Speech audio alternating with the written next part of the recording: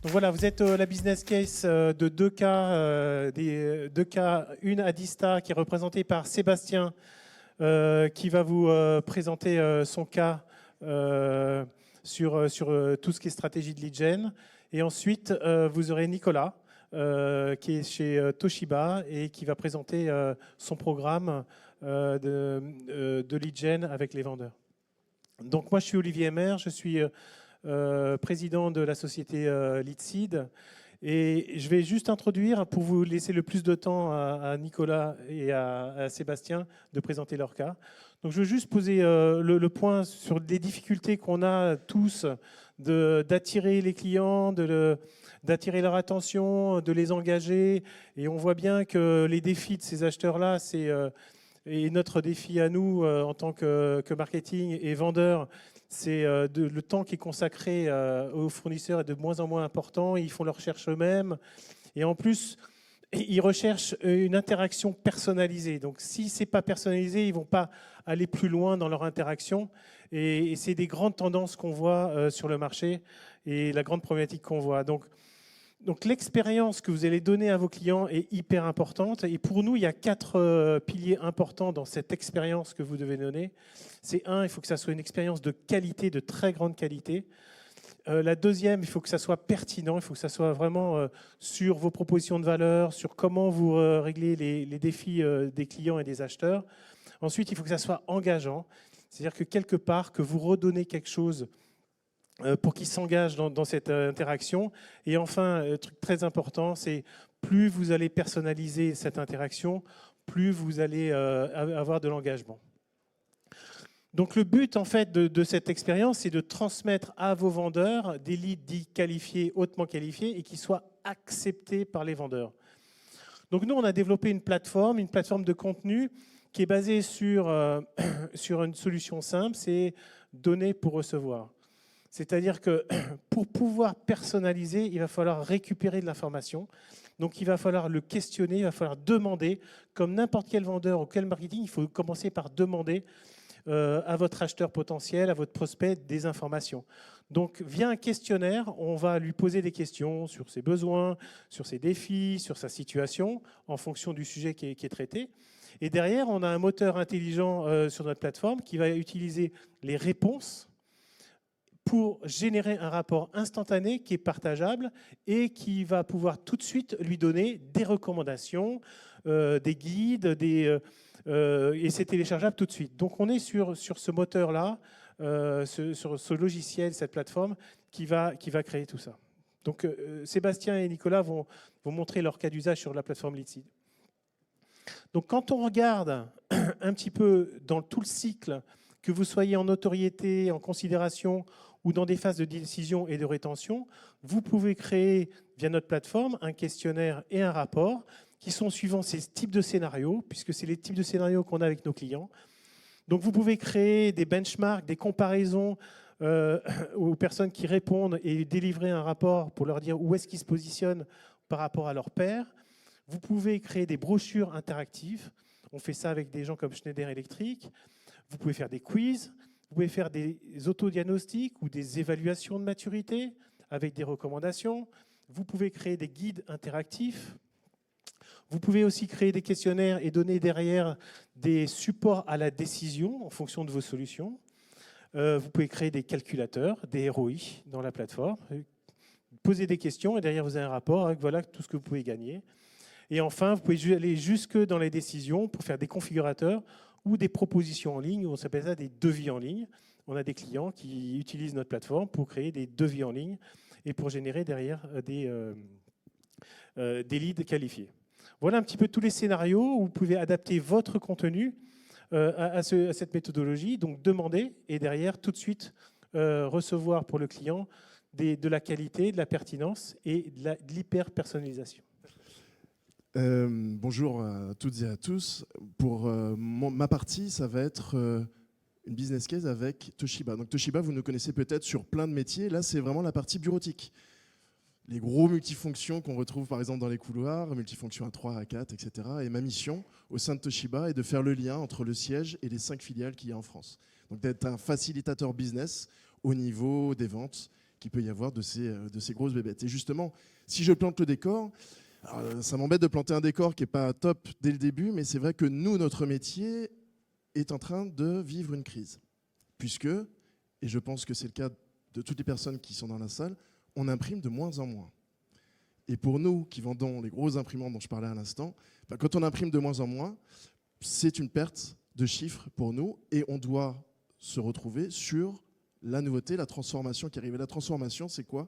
C'est la dématérialisation et la jette. Pour vraiment donner du sens en fait, à mon propos, c'est simplement de dire que ça fait 20 ans qu'on imprime par exemple les factures sortantes de nos clients. On doit continuer, on est légitime et crédible pour s'occuper des factures sortantes, mais aujourd'hui, elles vont se faire de façon dématérialisée.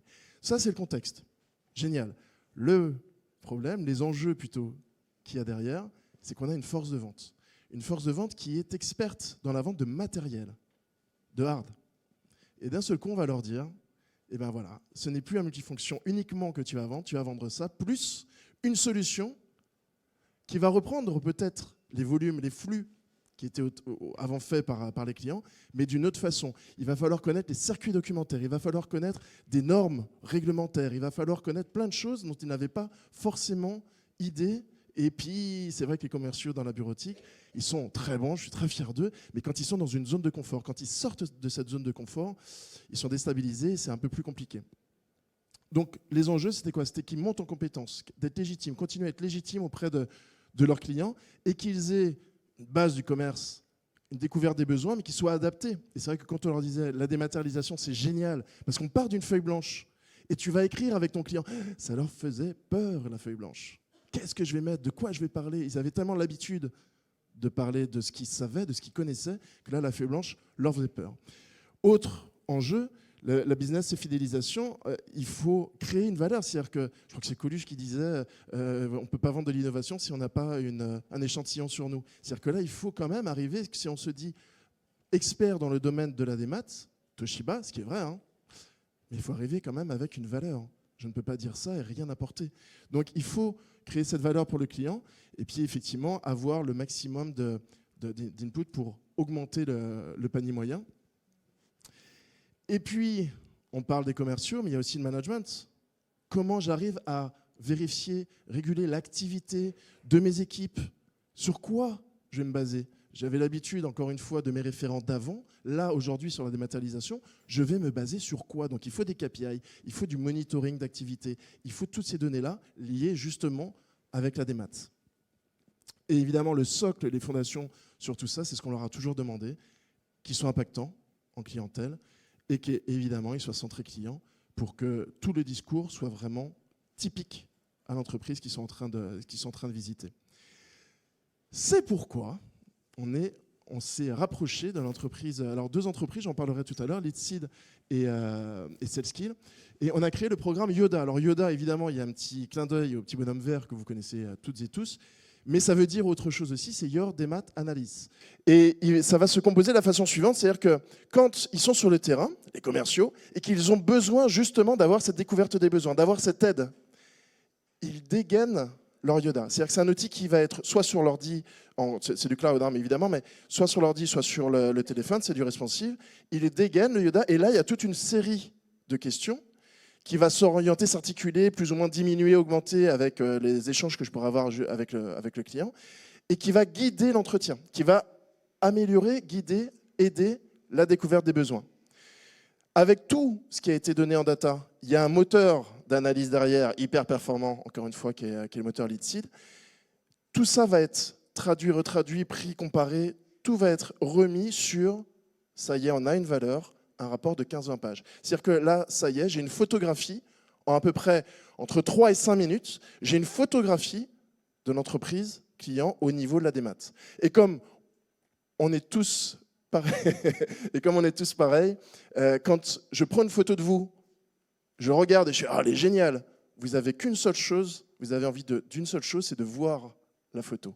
Et bien là, ça y est, on a une valeur, on a qu'est-ce que représente la démat dans l'entreprise du client et il a envie de voir justement ce rapport-là. Donc là, on devient crédible, on devient intéressant, on devient impactant, c'était la mission de base. Et ce rapport de 15-20 pages, ça ne va pas être simplement des choses banales. Il y aura une véritable étude de ROI. C'est-à-dire que là, je saurais dire précisément ce que représente le papier chez mon client, ce que représente demain, si on passe sur la dématérialisation ensemble, ce que ça va donner comme amélioration en temps, en jours, en euros évidemment, etc., etc. Donc voilà, le programme Yoda, on est vraiment dans cette logique avec cette création de valeur qui est finalement le rapport. Donc par rapport aux enjeux du début, les montées en compétences, le business à fidélisation, le management et suivi, ça coche toutes les cases. Ça coche toutes les cases parce que déjà, donc, il a fallu former l'ensemble de la force de vente. On est à peu près sur 250 vendeurs, on va dire, sur le réseau Toshiba. Il y a eu plus de 2000 clients prospects qui ont été yodaisés, c'est-à-dire où il y a eu justement cette démarche de Yoda. 1500 projets identifiés. 1500 projets identifiés. Donc, il y a vraiment, encore une fois, une matière qui se découle derrière. Et on est sur un taux qui est en constante augmentation. Donc, aujourd'hui, on est à 20%, mais ça ira beaucoup plus fort. Plus 20% de projets en pure incrémentation. Entre le moment où on a mis Yoda et le moment où, encore une fois, ils n'avaient pas Yoda, ils n'avaient que leur passé et que leur talent commercial, il y a une augmentation de 20% au niveau des projets. Et des projets beaucoup plus qualifiés. Donc là, on a vraiment, encore une fois, cette valeur ajoutée, aussi bien en externe, parce qu'on a ce dégagement de valeur, mais aussi en interne, puisque là, je vois au management et suivi, les managers ont des KPI. Combien de Yoda tu as fait cette semaine? Fais voir tes Yoda. Comment ça se compose? Les clients que tu as été voir, etc. Donc il y a justement cette masse en interne aussi qui arrive à être traitée. Et au niveau des leads, évidemment, c'est beaucoup plus impactant. Un projet, si jamais vous êtes intéressé, je l'espère, mais ce projet-là ne peut pas fonctionner sans qu'il y ait ce contrat tripartite. C'est-à-dire qu'on a, au niveau du moteur, quelque chose d'hyper performant. Sébastien t'en parlait tout à l'heure, la plateforme Litseed. C'est un moteur incroyable, c'est un peu comme Excel. On voit au début ce qu'on arrive à faire, mais en fait, c'est à la limite de l'imagination. On peut aller encore beaucoup plus loin, et c'est l'humain qui va donner justement cette valeur ajoutée. Et justement, l'humain, il est dans SalesKill. SalesKill, Laurent Daubin qui est ici présent, va accompagner justement le projet, c'est ce qu'on a fait, on a fait ce chemin ensemble, va accompagner le projet et traduire justement ce moteur-là avec la compréhension qu'il peut avoir de chaque métier, des spécificités Toshiba, véritablement en outil qui va être tout de suite utilisable pour les forces commerciales. C'est pas quelque chose mais j'ai jamais eu cette question de quoi tu veux parler. Non, ça va être tout de suite utilisable. Il va traduire ça en quelque chose d'hyper fluide, une connexion directe avec les forces de vente. Ça, c'est hyper important aussi pour qu'ils se l'approprient. S'il n'y a pas justement cet accompagnement, c'est compliqué. Et c'est vrai, et semblant aussi un calorier, il faut obligatoirement aussi l'accompagnement dans Toshiba. C'est-à-dire que si jamais, et je ne les lâcherai jamais, mais si jamais je lâche justement le fait de supporter Yoda et de faire, pour vous donner une idée, là on est en train de lancer des certifications de Yoda, donc pour qu'ils aient vraiment justement cette habitude et qu'ils aient la volonté à chaque fois de dégainer cet outil-là, il faut quelqu'un en interne qui continue, qui lâche rien, qui remette ça sur le manager, parce qu'évidemment c'est toujours plus simple de ne pas faire et de ne pas lancer ces outils-là. Alors que c'est un vrai plus. Mais il faut tout le temps, encore une fois, répéter que c'est une vraie valeur ajoutée. Et il y a une création de valeur qui est magnifique pour le reste, la suite des événements. Donc, c'est vraiment un contrat tripartite. Si vous avez un, mais pas les deux autres, ou même deux, mais pas... C'est compliqué. Il faut vraiment que ça soit respecté dans vos projets. Et puis, il y a plein de nouvelles étapes. Donc, on va faire la démat des factures. Enfin, la démat des factures est déjà dans Yoda, mais là, il va y avoir des échéances au niveau gouvernement, hein, qui arrive en 2026. On a aussi une offre de digital signage, donc l'affichage dynamique. On reste dans la transformation. Ils ne savent pas exactement faire la découverte des besoins. Yoda va aider à tout ça.